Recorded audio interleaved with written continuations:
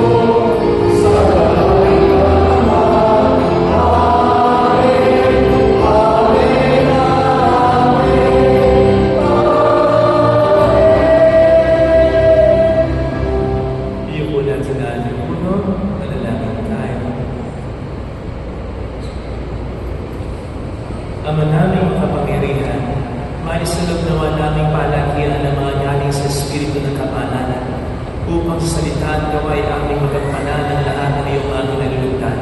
Sa pamamagitan ni Jesucristo, kasama ng Espiritu Santo magpa sa walang hanggan. Amen. Sa unang pagbasa, sinasalaysay sa atin ang pagkakataon na tapusin na ang buhay ni Hana sa una. Ayaw ilagay na saktan o sino mang pinahirang ng langis ang Panginoon. Ang salita ng Diyos mula sa unang aklat ng Samuel. Noong mga araw na iyon, lumakad si Saul, kasama ng 3,000 lilingkawan ng Israelita, upang pulihin si David.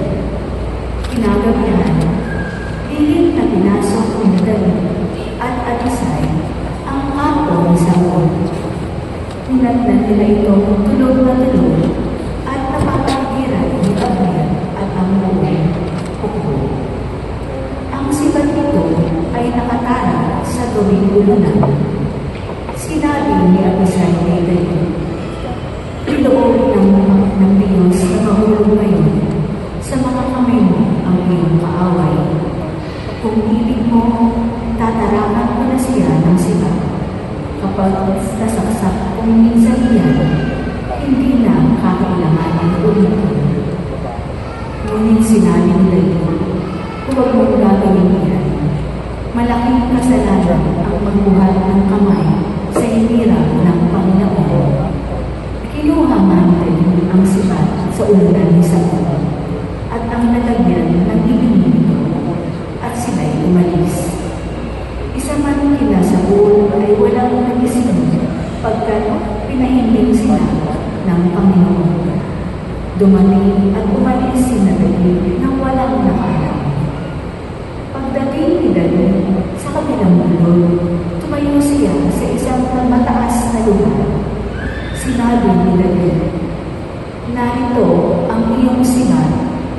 dahan-dahanin, ipakuha ninyo ito sa isa ninyong tauhan. Ang taong tapat at matuwid ay gagaling-palaan ng Panginoon. Sa araw na ito'y niloob niyang mahulog kayo sa aking mga kamay, ngunit hindi ko maaaring pagbuhatan ng kamay ang hihirap ng Panginoon. Ang salita ng Diyos. Salamat sa Diyos. Ang ating mahabaging Diyos ay nagmamagandang loob. Ang ating mahabaging Diyos ay nagmamagandang loob. Panginoon, papurihan, purihin mo kaluluwa. Ang pangalan ng banal, purihin mo sa tuwina. Ikaw ay aking kaluluwa, ang Diyos ay papurihan, at huwag mong lilimutin yaong kanyang kabutihan. Ang ating mahabaging Diyos ay nagmamagandang loob. Ang lahat kong kasalanan siya ang nagpapatawad, at anumang si aking sakit, ginagawa niyang lahat. Sa bingit ng kamatayan, ako ay nililigtas, at pinagpapala ako sa pag-ibig niya't habang. Ang ating mahabaging Diyos ay nagmamagandang loob. Kay ganda ng kalooban, mahabagin itong Diyos. Kung magaling ay banayan, kung umibig na may lubos. Kung siya ay magpag-usap, di katumbas ng pagsuway, di na tayo sinisili sa nagawang kasalanan. Ang ating mahabaging Diyos ay nagmamagandang loob. Ang silangan at kanluran, kung gaano ang distansya, gayon-gayon ang pagtingin sa sino man nagkasala, kung paano nahahabag ang ama sa anak niya, gayon siya nahahabag sa may takot sa kanya. Ang ating mahabaging Diyos ay nagmamagandang loob.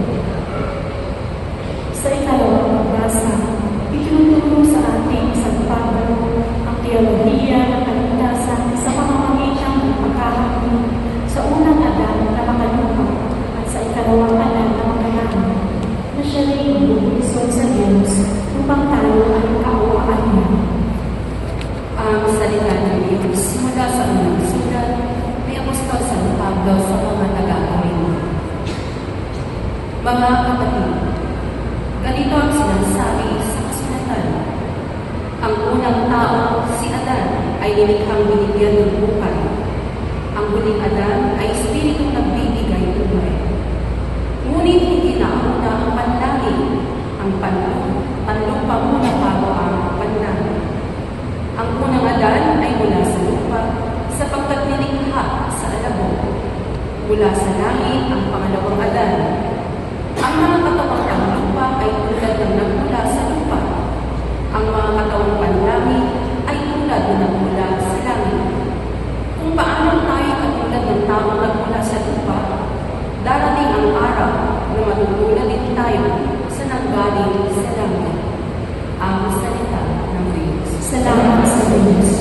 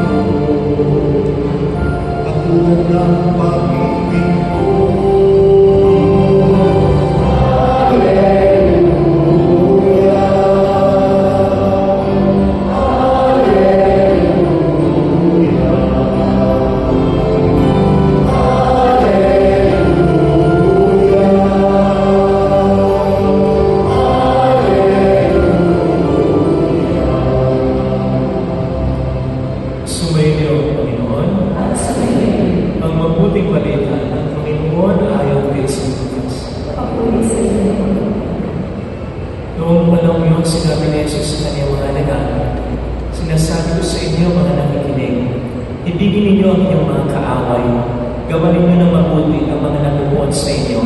Pagpalain niyo ang mga sumusupat sa inyo. Idalangin ninyo ang mga umaapi sa inyo. Kapag sinampan ka sa isang pisngi, iharap mo rin ang kapilan. Kapag inaagaw mo yung malaban, ibigay mo pati ang iyong para. Bigyan mo ang bawat nanghihingi sa iyo. At kung may kumuha sa iyong ari-arian, huwag mo nang bawiin pa ang mga iyon. Gawin niyo sa iba ang ibig ninyo, gawin nila sa inyo. Kung ang ibigin lamang ninyo ay yung mga umiibig sa inyo, ano pang gantimpala ang gawin ng kahin? Kahit ang mga makasalanan ay umiibig din sa mga umiibig sa kanila. At kung ang gano'n lamang ninyo ng mabuti, ang gumagawa sa inyo ng mabuti, ano pang gantimpala ang inyong hintayin? Kahit ang mga makasalanan ay gumagawa rin ito. Kung ang pahihiramin lamang ninyo ay ang mga taong inaasahan ninyong makababayad sa inyo, ano pang gantimpala ang inyong hintayin? Kahit ang mga makasalanan ay nagpapahiram din sa mga makasalanan sa pag-asa ang mga ito'y makababayad. Sa halip, ibigin ninyo ang inyong mga kaaway at gawan ninyo sila ng mabuti. Pahiram kayo na hindi umaasa ng mga kabayaran. Sa gayon, malaking gantimpala ang tatakuhin ninyo at kayo magiging mga anak at kataas-taasan. Sapagkat siya'y mabuti sa magsama at sa mga hindi marunong tumalaw ng loob. Maging mahal maging kayo, gaya ng inyong ama. Huwag kayong umatol at hindi kayo hatulan ng Diyos. Huwag kayong magparusa at hindi kayo parusahan ng Diyos. Patawad kayo sa inyong kapwa at patatawarin kayo ng Diyos. Bigay kayo at bibigyan kayo ng Diyos. Gustong taka sa sipitin nila umahabol pang ibibigay sa inyo. Sapagkat ang takalang ginagamit mo sa iba ay siya rin gagamitin ng Diyos sa inyo. Mga kapatid, ang mabuting balita ng Panginoon. Pinupuri ka namin ang Panginoon sa Kristo. Welcome sa Our Lady of Last and Quasi Parish. Siya na po, nawali tayo ng maraming po nagpa-bless ng siya. Dito, kung kinagugyan, sasamahan tayo ng alay na sa pag-iyak at sa magdarasalo ang maging maayos na lahat. Alam po natin na mayroong kanya-kanyang pagkakakilanlan ng maraming tao na parang bang trademark ng isang kumpanya o produkto. Yung pag nakita mo, mare-recognize mo na agad kung saan mo nabibilang ng isang tao. Halimbawa, sa itsura pa lang, o kulay pa lang ng habit ng isang religyoso, ma-recognize mo na kung saan orde nabibilang ito. Kung Jesuita ba, kung Franciscan ba, kung Dominican ba. Halimbawa, sa uniform pa lang ng isang bata, mare-recognize mo na kung saan nag-aaral ito. Sa uniform pa lang ng isang nagtatrabaho, malalaman mo na kung anong trabaho nito. Minsan, sa pagsasalita pa lang ng isang tao, mare-recognize mo na, Kapampangan yan, ang Bisaya yan, ang Bulakenyo yan. May punto yung kanyang salita. Something like that. Sinabi ko ito as an intro sapagkat bilang mga Kristiyano, may pagkakakilanlan din po tayo. At ito yung sinabi ni Jesus sa John 13:35. Ang sabi ng ating Panginoon doon, kung magmamahalan kayo, malalaman ng lahat na kayo mga taga-sunod. Ito po ang trademark ng mga unang Kristiyano. Sang-ayon nga po ng isang theologian na si Tertullian na at first ay isang pagano. Ang iniisip ng mga pagano natin tungkol sa mga Kristiyano ay ganito: see how they love one another. See how they are ready to die for each other. Yun ang tatak, trademark ng mga Kristiyano. Kaya marami ang nagpapakonvert natin bilang mga Kristiyano. Pero hindi po enough ito. Sapagkat sa ayon sa Ebanghelyo, kahit mga masasamang tao, nagmamahal din naman. At kaya nga may tinatawag tayo, bawal na pag-ibig, bawal na pagmamahal. Yung alam mo hindi pwede, hindi tama, alam mo hindi kayo para talaga sa isa't isa, pinipilit mo pa rin. Hindi tatak ng Kristiyano yan, tatak. So hindi porke nagmamahal ang Kristiyano na. Balik tayo sa sinabi ni Kristo. Sa verse 35, ang sabi niya, people will know that you are my disciples if you love one another. Verse 35 yun. Ang sasabihin ng Panginoon sa verse 34 ay ganito, magmahalan kayo at tulad ng pagmamahal ko sa inyo. Ayun! Yun ang trademark ng isang Kristiyano. Nagmamahal ng tama, nagmamahal ng totoo, at nagmamahal kahit sa mga hindi kamahal-mahal. Ganun ang Diyos. Yun ang sabi niya sa Ebanghelyo. Siya'y nagmamahal kahit sa mga hindi matuwid, kahit sa mga masama. Ang trademark ng isang Kristiyano, nagmamahal kahit sa mga hindi kamahal-mahal. Nandiyan yung hindi mo trip sa buhay, iniiwasan mo kasi anak kakakulit, ang yaman. Nandiyan yung hindi mo naman kaano-ano, ba't mo siya tutulungan? Nandiyan yung lagi mo sinasabihan, pero gano'n na naman. Nakakainis. Yan yung mga taong mahirap mahalin. Bilang Kristiyano, dapat natin sila mahal. Kasi madaling magmahal ng matino, madaling magmahal ng may pakisumahan, madaling magmahal ng walang masamang ginagawa. Pero bilang Kristiyano, yun ang tatandaan. Nagmamahal kahit na hindi ka mahal-mahal. Pero mag-concentrate tayo dun sa sinasabi sa Ebanghelyo, saka mahirap magmahal ng kaaway. Linawin muna natin na ang sinasabing pagmamahal dito sa atin ng Panginoon, at least hindi ba natin maramdaman? Ipakita natin siya. Ito yung pagmamahal na kahit masama yung loob mo, magpapagandang loob ka pa rin doon sa tao.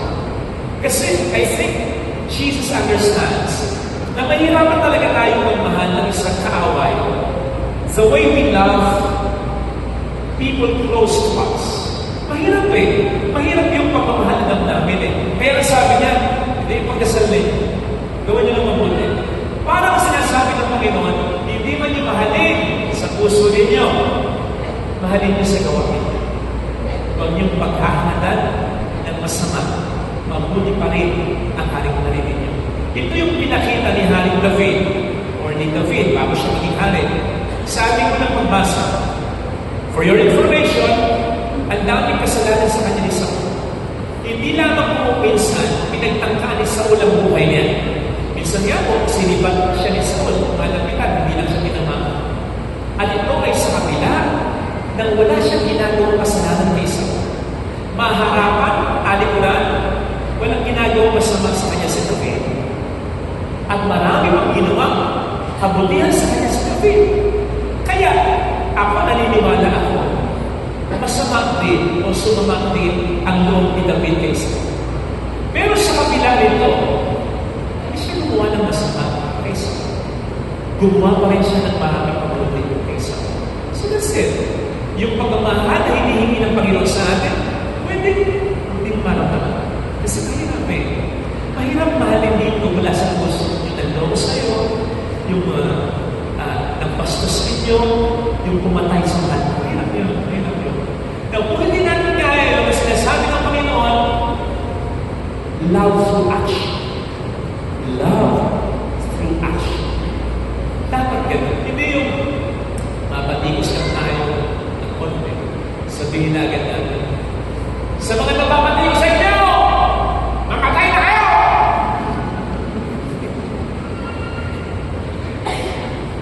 Father naman kasi mahirap. Mahirap magpatawad. Totoo. Alam niyo kung ano ba mas mahirap? Kapag wala kang ginagawa mas yun. Mas mahirap yun. Di wala kang kasalanan, mahirap magmahal na kaaway. Ano ba yung mas lalong nagpapahirap? Kung kaya mo gumante, mas malakas ka eh. Mas kaya mo yung tao eh. Pag nag-away kayong dalawa, alam mo, kaya mo siyang pagputin. Alam mo eh. Mas may pera ka, mas matalino ka, mas makapangyarihan ka. O kung minsan, kahit na hindi ka mas malakas, mas makapangyarihan, bulbulburan mo ng isa ng pagkain. Hintay ko lang mga mag-park yan. Ganas ka sa kuya sa kaya. Yung meron kang urge na gumante. Yung meron kang kakayanan gumante. Mas mahirap. Mas mahirap. At doon tayo dinatawag. Dinatawag ng Panginoon na magmahal. Magpatawad. Kaya nga minsan may comment tayo, ano siya? Siniswerte. Ang hirap na nga nung magpatawad. Ang hirap na nga nung gumante. Gagawin mo ba siya ng mabuti? Ayun. Ano siya sinuswerte? Tandaan po natin mga kapatid, ha? Kapag nagpapatawad tayo, ito ay una para sa ating sarili. Kasi isipin po ninyo, gawan mo natin ang mabuti, patawarin mo natin kung nagkasala sa atin. Ano mangyayari? Magbabago ba siya? Sana. Pero pwede hindi. Yun ang nangyayari kay Saul. Hindi siya nagbago. Akin sa Saul, hindi siya nagbago. Pero nasayang ba yung pagpapatawad at paggawa ni David na mabuti sa kanya? Hindi. Sapagkat si David ay pinagpala. Hindi natin sigurado kung ano mangyayari sa gagawa namin ng mabuti kahit hindi sa ating gumagawa ng mabuti. Pero isang bagay ang sigurado, mayroong maganda sa ating ngayon. Kasi masusupil natin ang ating sarili. Yung mga nagsasabing, lintik lang na walang ganti. Yung mga nagsasabing, yung ugali ko nakadepende sa kung sino kaharap ko. Kapag pangit ang ugali mo, pangit din ang ugali mo sa'yo. Hindi na mga sakala. Hindi na totoong malakas. Hindi na totoong matapang. Ang totoong sakala, ang totoong malakas, ang totoong matapang, yung kaya ko sumili ng sarili niya. Mahirap kayo sumili ng sarili natin. Yun ang totoong malakas. Kaya nga may biyaya para doon eh. At kaya nga kapag ginagawa natin yun, tayo ang unang nag-blessed. Anong sabi sa Ebanghelyo? We become children of God. Tayo nagiging tunay na mga anak ng Diyos. Ibang nagiging level ng spirituality natin. Hindi tayo basta nagiging parang nakakulaw na ordinaryo. Tayo nagiging tunay na mga anak ng Diyos. At kapag tayo tunay na anak ng Diyos, bahala sa atin ang Diyos. Again, we'll be blessed. Pansinin po ninyo, yung sinabi sa Ebanghelyo, sa bandang uli, anong sabi? Ang sabi doon ay, siksik, liglig, at umahaba. Kailan natin madalas ginagamit ito? Di ba kapag tayo nagbibigay? Kapag nagbubulit sa simbahan, kapag nagbubulit sa gusto, isang kinakanta pa yan, halimbawa sa Divine Mercy Shrine. Babalik, siksik, liglig, at umahaba. I have nothing against it. Pero pansinin po ninyo, wala namang napanggit na magbibigay ng pera sa Ebanghelyo. Meron pa wala. Pero pag binanggit na magbibigay ng material na bagay sa Ebanghelyo, wala. Kaya hindi ito tungkol sa magbibigay ng pera at babalik sa yung pera.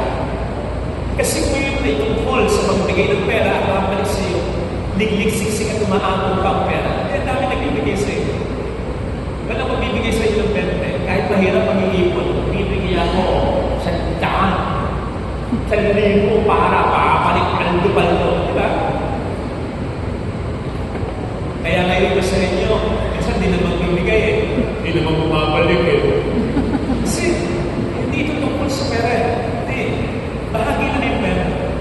Ang pinag-uusapan dito, pagpapatawad. Pagsupil sa sarili. Pagiging anak ng Diyos. You'll be blessed. You'll be blessed. Alam po ninyo, si David, ang nangyari sa kanya, very blessed siya. Yun yung glorious ages ng Israelites kay David talaga. Kaya napakataas ang tingin ng mga Israelita kay David. Kasi lahat ng mga kalaban talaga, napagtagumpayan niya. Dahil, ang sabi ng Diyos matungkol sa kanya, the man who honored after my own heart. Anak talaga ito, si David. 19. Naikwento ko ito weekday mass. Pero kung kwento ko ng linggo kasi para mas maraming makakilig sa inyo.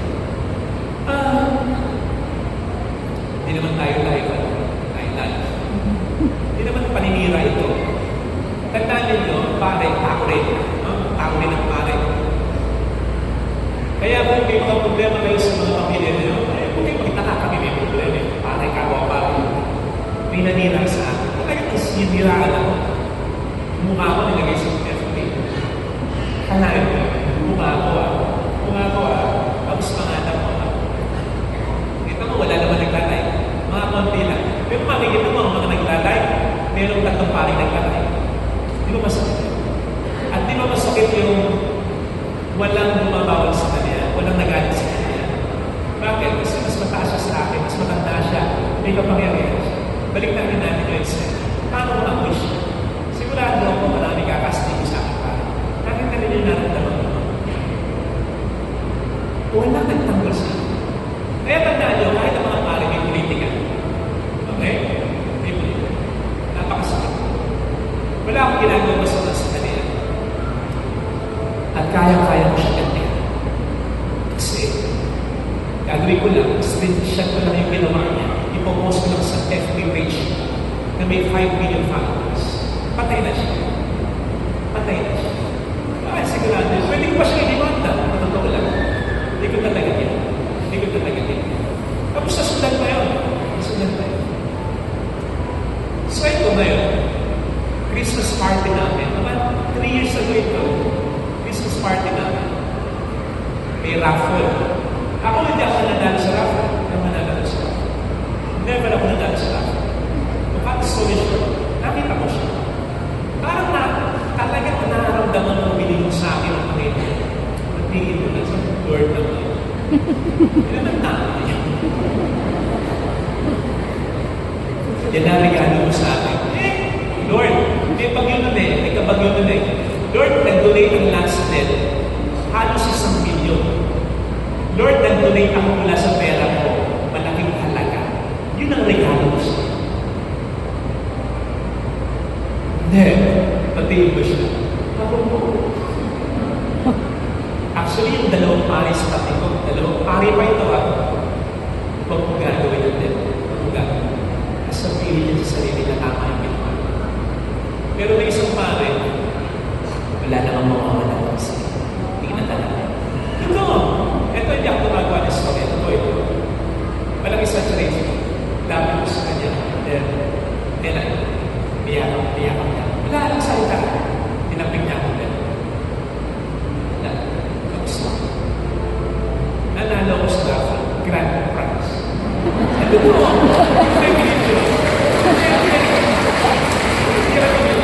Parang sinabi sa akin ng Panginoon, salamat sa donation ng last nets na madalas ng talapagyo, salamat sa donation. Pero ito ang pinakamagandang regalo pinigay mo sa akin. Natatandaan niyo, sabi ng Panginoon, kung meron kang iaalala, naisip mo may sama ng loob sa iyong kapatid. Sipin mo hindi sinabi ng Panginoon, kapag may iaalala ka, at naisip mo, may sama ka ng loob, hindi mo sa sarili mo ito. Tungkol sa kanila. Tama man o mali yung iniisip niya. Puntahan mo siya. Saka ka magpalik at mag-alay ka sa akin. Yun ang gusto mo alala. And yun yung Christ. Tandaan ko rin yun, hindi lang material na bagay. Ang blessing dito konti na yun. Si David, nagkasalasin din si David. Baka hindi nyo natatandaan, nangalo niya siya. At sa pangangalo niya, yung asawa at kalo niya, pinapatay. Hindi nang pinapatay. Sundalo niya si Urias, yung asawa ni Bathsheba. Sabi niya, sige, may gera doon. Ilagay niyo sa unahan si Urias. Sabi, pinatay niya. Napakalaki ng kasalanan niya. Pero humingi siya ng tawad sa Diyos. Pinatawad siya. At binless pa siya. Bakit? Kasi, ang sabi sa Ebanghelyo, kung ano ginawa mong sukatan sa kapwa mo, gagawin ko rin sukatan sa iyo. Pinatawad ni David ang napakaraming kasalanan ng isa. Pinatawad ng Diyos si David. Ang sabi sa 1 Peter 4 verse 8, love covers a multitude of sin. Pinapawid ng pagmamahal ang maraming kasalanan. At sana ipapakita ang pagmamahal, mahalin mo kahit mga hindi kamahal-mahal sa'yo. Pag ikaw ang nangangailangan, at kakailangan natin hanggang sa huling hindi na natin, kailangan natin na magpapatawad ng Diyos. At hindi yung posible sabihin sa atin ng Diyos, pinapatawad mo kasi marami rin pinatawad.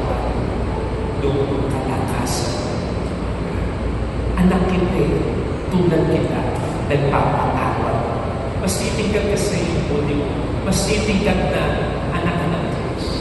Kung paano mas titingkat yung pagiging anak mo kapag tinatawag mo yung kapatid mo. Kahit na hindi ng kasalanan sa iyo. Hindi man sabihin sa iyo nilansyahan ng nanay at tatay, anak talaga. Anak talaga. Kapag pinatawag mo yung asawa mo sa kabila ng Panginoon mo ginawa sa iyo, at alam naman ng mga anak mo na napakabuti mong ina o napakabuti mong ama, titingkan yung pagiging tatay mo. Titingkan yung pagiging nanay mo. Si nanay napakabait talaga. Ha? Mas tumitingkan, mas nagiging iba ka. Umiibang level na rin. Kaya nga sa pagpapatawad, sinasabi natin, hindi natin kaya. Kaya nga sa pagpapatawad, sinasabi mo, doon sa nagpatawad, hindi ko kaya yung ginawa ko. Kung ako yung asawa na Mr. Ako pinatay ko, hindi maler-maler. Nakita mo, nagkakaya ko hindi kaya ng iba.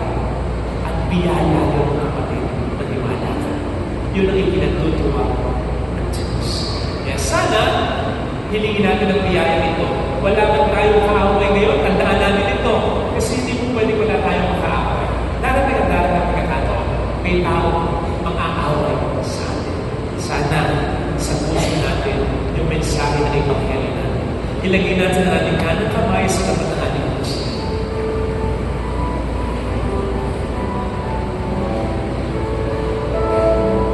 Awitin natin.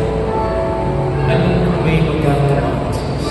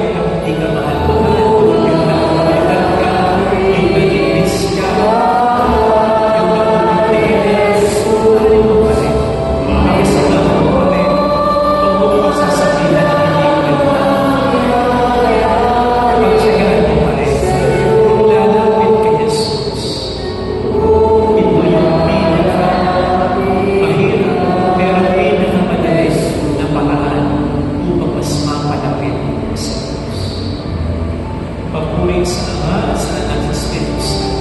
Kapalaran sa una, ngayon, pangailanman, hanggang sa walang hanggan. Amen. Sumasampalataya ako sa Sa Diyos Diyos sa ang mga mga kapatid na may gawa ng lahat. Sumasampalataya ako kay Yesu Kristo, isa siyang anak Diyos, Panginoon natin lahat. Nagkatawang tao siya ng Espiritu Santo. Ipinanganak sa dalawang Biblia, pinagpapasakit ko siya nilang.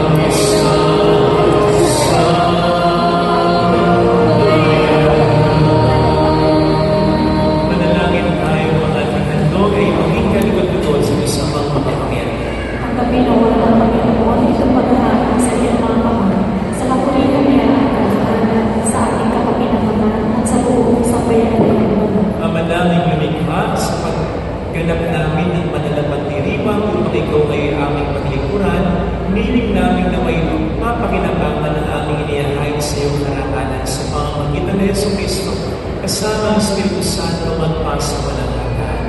Sumayin po ang Panginoon at sa Diyos ang inyong puso at diwa. Salamatan ng ating Panginoon Diyos. Ama naming makapangyarihan, tunay ang marapat na ikaw ay masalamatan sa pamamagitan ni Yesu Cristo na aming Panginoon.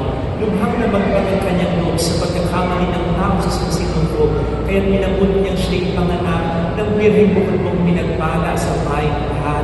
Sa labi ng ibigkamatayan kami ay lalo na namatay ang anak. Sa pagkabuhay niya kami kanyang binuhay upang kaugnay namin sa iyo ang magwakas. Kaya kaisa ng mga anghel na kasi-awit ng pagpupi sa iyo na walang umay sa kalangitan, kami nag-uunyig sa iyong kanakilaan. Santo, Santo, Santo, Panginoong Diyos na mga napupuno ang langit at lupa ng kanakilaan. Hosana sa taas, pinagpalang at ang ito sa kanilang Panginoon. Hosana sa taas. Magsiguro po tayo.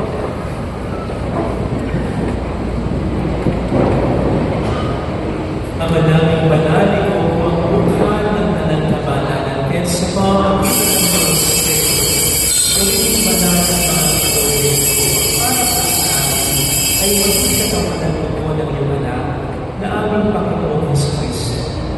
Bago niya pinag-iisang pusang loob na maging handong ginawa niya ang pinapay, pinasalamat kanya pinaghati-hati na iyon, iniyabot sa kanyang mga alagad at sinabi, tanggapin ninyong lahat ito at kanin. Ito ang aking katawan na ihahandog para sa iyo.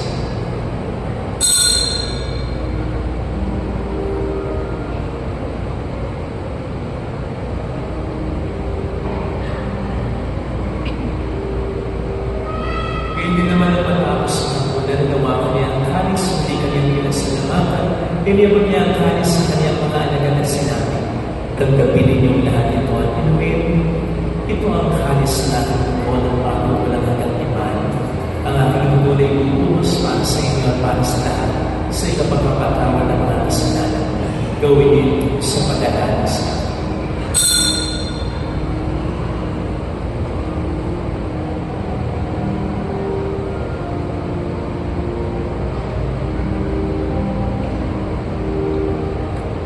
Ipagpuni natin ang misteryo ng ating pananampalataya. Si Kristo ay namatay, si Kristo ay nabuhay, si Kristo ay babalik sa wakas. Ang mga ginagawa namin ngayon ng pag-alaala sa pagkamataya at ang pagkabuhay ng iyong anak. Kaya inialay namin sa iyo ginamay ng buhay at ang kalis sa kaligtasan. Kami po'y nagpapasalamat dahil kami yung inarapan at tumayo sa pagkamatay sa iyo.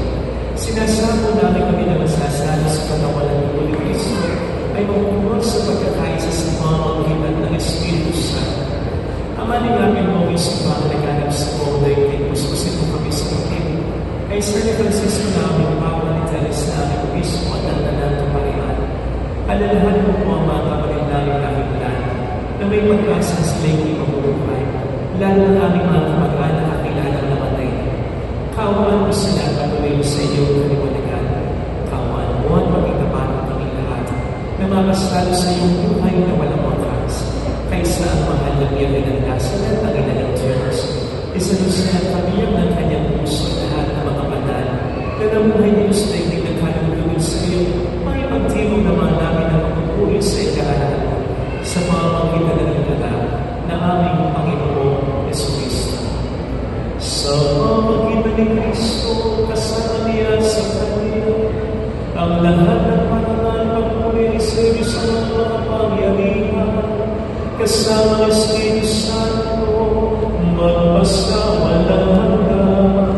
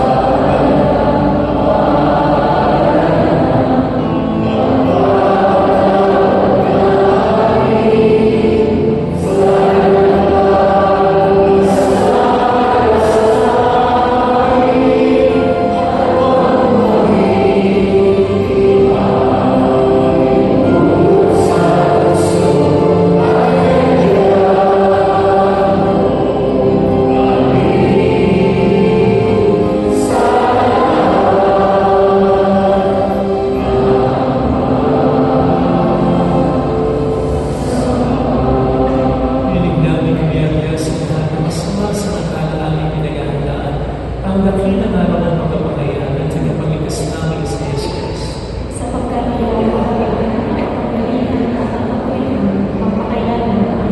Panginoon Yesu Cristo, sinabi mo noon, sinasabi mo sa akin, kapayapaan ang iniibig ko sa inyo, aking kapayapaan ang binibigay ko. Kung ang aming pananampalataya, at ang aming pagkakasalan, pagkalooban mo kami ng kapayapaan at pagkakaisaya sa iyo ng kasama ng Espiritu Santo pamagmahal sa malaki ka. Ang kapayapaan ng Panginoon ay sa inyo lahat. Ibigay tayo ng kapayapaan sa Jesus. Espiritu, kapayapaan. Espiritu. Cordero ng Diyos, nag-aalis ng mga kasalanan sa iyo, paawa ka sa amin. Cordero ng Diyos, nag-aalis ng mga kasalanan sa iyo, paawa ka sa amin. Cordero ng Diyos, nag-aalis ng mga kasalanan sa iyo, ipapaloob sa amin ang pagkalunan.